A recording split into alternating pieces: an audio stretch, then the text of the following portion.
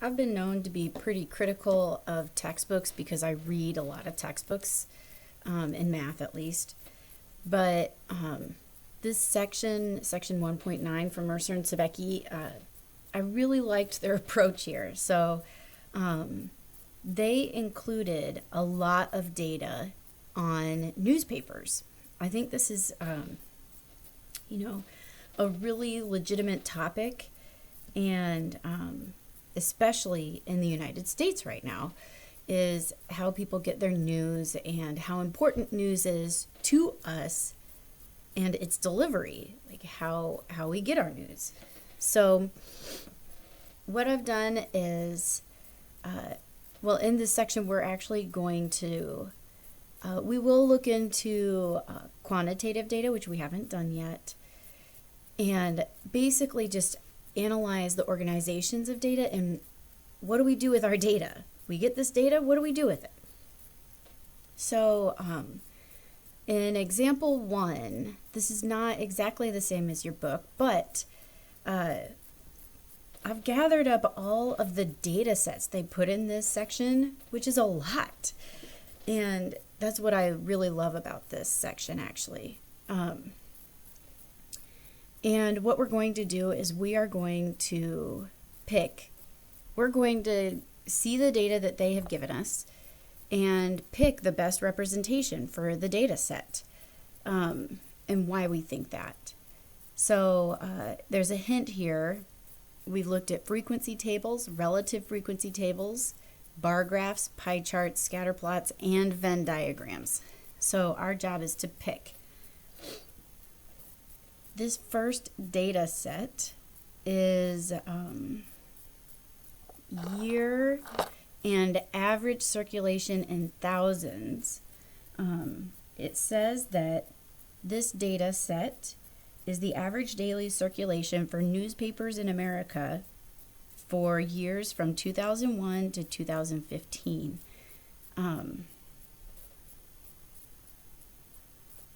Yep, and these are the actual, so I'm going to just tag this a little bit. Newspapers, and this is paper newspapers here. So thousands in circulation. Okay.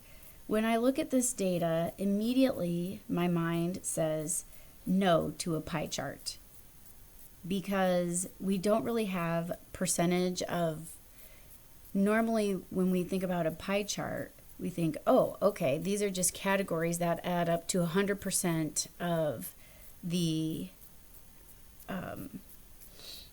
data, like of the categories, basically. And I really don't see categories. I see time, and I don't see percentages or a frequency. I mean, this is a type of frequency, so I guess we could total this, but then that kind of wouldn't make sense. I mean, we could total the thousands in circulation, and then, but then it would lose its touch with the year a little bit. Our categories could be the year, and then we could turn these into a percentage out of the total circulation, but I feel like that's a stretch.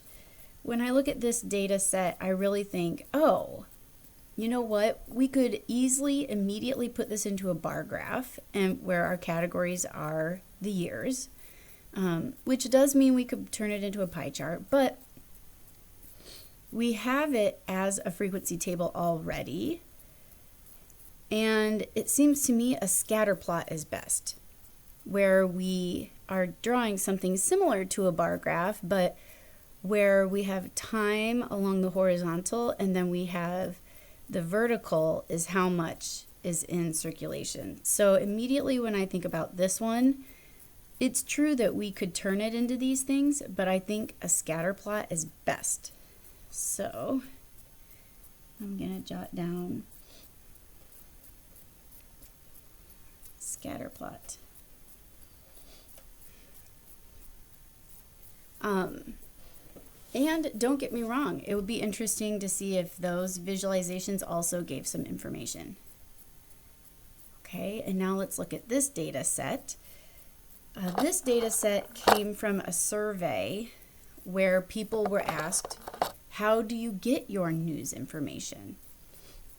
So some said, I like my news in print. I get it tossed to my doorstep and I pick it up, or I go to the newsstand and I grab it and read it. Some people said on their desktop and in print. Some said print, desktop, and on their phone. Some said only on their computer, phone and computer. So they've listed out the different ways you could get your... I'm actually pretty surprised that TV isn't in here. Just to think about how people get their news. But here were their categories of news delivery, and then they were broken into percentage. Now, if you total these, it adds up to 100%. So immediately I see, okay, we have categories and we have their percentage. It's ready for a pie chart and a bar graph. It's already in a relative frequency table. So we don't have to worry about the tables. It's already done.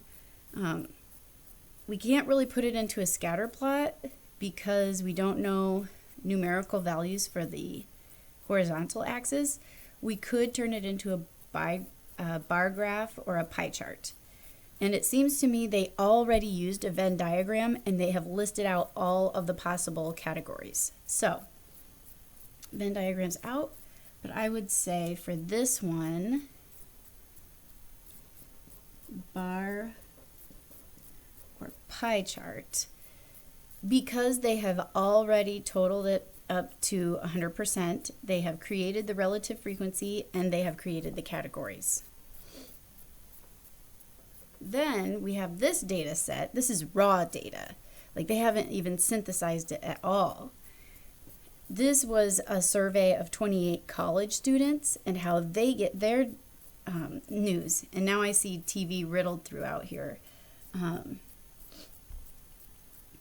So here, I mean, it would be a stretch to go immediately into a bar graph, pie chart, scatter plot, anything. I don't think a scatter would work. These are definitely, this is definitely qualitative data where they were asked, how do you get your news? And then they said how they get it. I don't necessarily think we need a Venn diagram. It's not an overlapping situation, but I'm thinking we need to create a table, a frequency and a relative frequency table. Then out of those, you can create a bar graph, pie chart, whatever. So this is so raw that the first step would be to make a table. So I'm going to write that down. Table.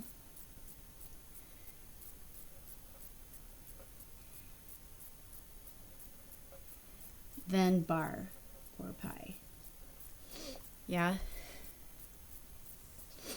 And now let's look at these other newspaper information. And now what we see is they have created a list of very popular news websites. So I see the LA Times, I see the Guardian. There's the Trib. So some of the biggest newspaper outlet websites are listed here, and it says the unique visitors on their websites in thousands. Okay, so now this chart is acknowledging what this original chart didn't, which was just paper newspapers in circulation. Because I remember that was a huge scare. Everyone was like, oh my gosh, how are we going to get our news? And, oh, don't worry, we're still getting our news. We're just getting it here or differently. So here are the visitors to the websites, unique visitors to the websites, and how many. So this is actually similar to having raw data too. Even though it's organized a little bit different than this raw data, And this raw data is categorical or qualitative, whereas this raw data is numerical. So I don't look at this and think to myself, oh, I could create a scatter plot, because I don't know what would go along my horizontal axis. Like, would I actually list out all of these websites? That seems strange. So that I could create a bar for each one? I don't know about that, you know? But I'm thinking we're going to need a new way to create something like a frequency table or a relative frequency table for this data. So even though this data looks like it's been organized, it's actually quite raw. So I'm thinking this is great. And it's really nice to have somebody has done the research and found the data. But table first, then maybe we can talk about whether we can visualize it differently into a chart.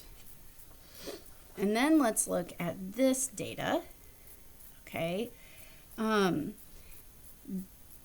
This data is actually the paper. So the newspaper itself, and it's what is called the market penetration. Now, I had never heard this term because I'm not a business person, and I don't really keep track of markets, not gonna lie. But I put a note up here about what it is. It is a percentage of households with a subscription. Okay, so basically, you know, people get their newspaper, and a lot of people just get a subscription to a newspaper, and so that's what you see here. You can subscribe online, and you can subscribe to get one tossed to your door or what have you. So these are actually percentages. I'm going to write that down. This market penetration is really a percentage of households in the area that get the newspaper. So if you go to this and you look at the local neighborhoods, 56% of them have a subscription to the Arizona Daily Star, and so on. Okay, so when I look at this, I also think to myself, right, this is raw data again. It's like we have looked at each newspaper outlet, and that would be our population. Like, okay, papers are our population, and here's some of them, and each one's percentage of subscriptions. So this is actually raw data, and immediately to me that means when we're given raw data, we got to synthesize it somehow. So table, and then out of the table we would see what kind of chart we could use. So immediately I notice, okay, I'm going to zoom out. With each of these data sets, this one is ready to go. It's ready for a scatter plot, and if you wanted to make a bar chart or a bar graph and a pie chart, you could, but it's ready for a scatter plot. This one has already been, the relative frequencies have already been created, so we could immediately create a bar graph or a pie chart. This one, these three are actually raw data sets, and before we get to a visualization, we need to organize it into a table somehow so that we can easily or more readily go into a visualization. Okay, number 2,